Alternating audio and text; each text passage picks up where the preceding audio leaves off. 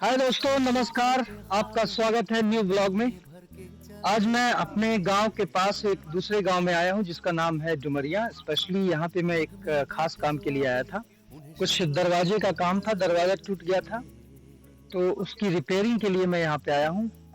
अब चूंकि एल्यूमिनियम का दरवाजा है और उसकी रिपेयरिंग के लिए गांव में टेक्नीशियन मिलना बहुत मुश्किल है, लेकिन खुशकिस्मती से हमारे यहाँ एक ऐसे टेक्नीशियन हैं जो इस तरह का काम करते हैं। उन्होंने अपनी शॉप भी खोल रखी है और काफ़ी अच्छा रोज़गार है उनके लिए।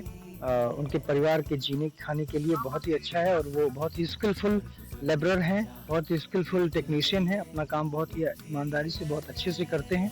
उन्होंने अपनी दुकान खोल ली है यहाँ पे और इसलिए हम यहाँ पर आए हैं उनसे उनसे मदद लेने। दरवाज़ा हमारा टूट गया है, पूरी तरह से ख़राब हो गया है। उनके द्वारा ये दरवाज़ा रिपेयर किया जाएगा। इस सिचुएशन के आधार पे मैं आप लोगों को इस बात से अवेयर कराना चाहता था कि देखिए, छोटे छोटे गांव में बहुत सारे ऐसे रोजगार के अवसर हैं जिसके माध्यम से इंसान अपनी रोजी रोटी जुटा सकता है। हमारा गांव आत्मनिर्भर हो सकता है। हमारे गांव के युवाओं को ये चाहिए कि पढ़ाई लिखाई पे विशेष ध्यान दें और साथ ही साथ कुछ कुशलता, कुछ योग्यता पर भी ध्यान दें, कुछ टेक्निकल हैंड होने की कोशिश करें जिसके माध्यम से वो एक अच्छा रोजगार अपने लिए जुटा सके और अपने परिवार की मदद कर सके, अपने परिवार का खर्चा चला सके, अपने पैरों पर खड़े हो सके। तो इसीलिए मैंने ये वीडियो बनाया आज इस पर आधारित। अभी तो मैं मिलने आया था वो टेक्नीशियन से, लेकिन वो टेक्नीशियन मौजूद नहीं है अपने घर पे, वो अपनी दुकान पे है। दुकान थोड़ा दूरी पे है यहाँ से। एक दूसरा गाँव है डड़िया करके, वहाँ पे इनकी शॉप है। वहीं पे वो अपना सारा काम रिपेयरिंग और ये सब करते हैं। लेकिन हमारे यहाँ जो दरवाज़ा गड़बड़ हुआ है, जो खराब हुआ है, उसको बनाने के लिए उन्हें मेरे घर पे ही आके विजिट करना पड़ेगा। तो ये आपके लिए एक बहुत ही अच्छा उदाहरण हो सकता है कि आप पढ़ाई लिखाई भी करते रहिए और साथ ही साथ कुछ टेक्निकल चीज़ों की जानकारी भी अपने पास रखिए, जिससे छोटा मोटा रोजगार पार्ट टाइम में ही सही पढ़ाई लिखाई के साथ भी आप कर सकें। और बाद में अगर किसी परिस्थिति बस पढ़ाई लिखाई ठीक से नहीं हो पाती है या और कोई समस्या होती है तो भी हर हालत में हमें अपने घर का खर्चा चलाना होता है, अपने परिवार का सपोर्ट करना होता है, अपने माँ बाप का सपोर्ट करना होता है। तो ऐसी परिस्थिति में कोई टेक्निकल नॉलेज अगर आपके पास हो किसी भी तरह का, जैसे कि कारपेंटर का काम हो गया, आयरन स्मिथ का काम हो गया, जिसको लोहार का काम कहते हैं, विश्वकर्मा का काम करते हैं, तो इस तरह के रोजगार हमारे गांव में बहुत ज़्यादा डिमांड में रहते हैं।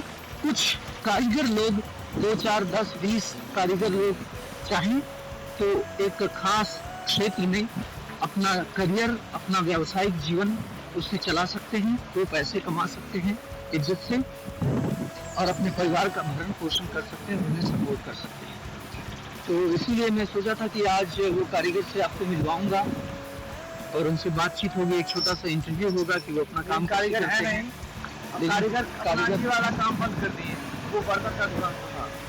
सो हमारे जो टेक्नीशियन हैं वो अपना जॉब स्विच किए हैं, लेकिन फिर भी कोशिश ये रहेगी कि इस तरह से छोटे मोटे रोजगार युवाओं को बहुत ही हेल्पफुल हो सकते हैं और वो अपनी रोजी रोटी चला सकते हैं, अपने परिवार की मदद कर सकते हैं। आप इस तरह से, और आप जानते हैं कि हमारे स्टेट उत्तर प्रदेश में इस तरह की सुविधाएं हैं कि एमएसएमई का काम बहुत ही अच्छा है। गवर्नमेंट बहुत ही सपोर्ट कर रही है युवाओं को।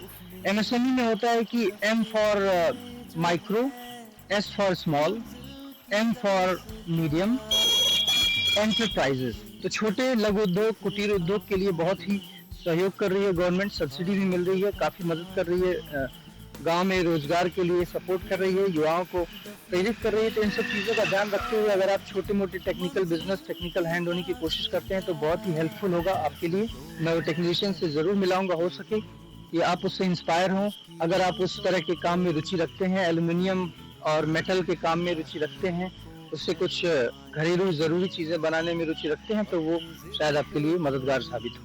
अगली बार हम जब आएंगे तो ज़रूर उनका इंटरव्यू होगा और बातचीत होगी कि उन्होंने अपना करियर कैसे शुरू किया, कैसे काम करते हैं, कैसे वो बेनिफिशियल है, कितना कमा लेते हैं। ये सारी चीज़ों की जानकारी मैं आप लोगों को प्रोवाइड करूँगा। अभी उस टेक्नीशियन से मिलने के बाद हम अपने घर की तरफ वापस जा रहे हैं और मैं आपको दिखाना चाह रहा हूँ कि ये रास्ता देखिए कितना खूबसूरत है, चारों तरफ हरियाली है और यहाँ से एक बूढ़ी नदी, हम लोग इसको बोलते हैं बूढ़ी नदी। आप देख रहे हैं ये ढलान की जगह जो है, यहाँ से बूढ़ी नदी गुजरती थी जब बांध नहीं बना था। बांध बनने के पहले ये सब नदी के ही ट्रिब्यूटरीज और डिस्ट्रीब्यूटरीज थे। जहाँ से पानी का निकास होता था हमारा, लेकिन बांध बनने के बाद वो सारी समस्या खत्म हो गई है। लेकिन ये सारी चीज़ें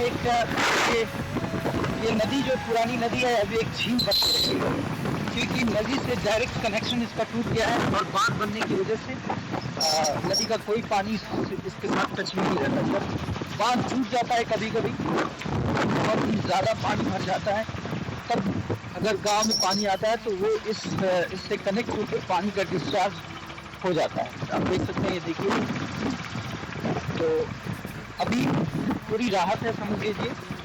बांध बनने से हमारे इस गांव को बड़ी मदद मिली है, खेती बाड़ी का काम भी काफ़ी अच्छा हुआ है, नहीं तो हर साल बाढ़ आती थी।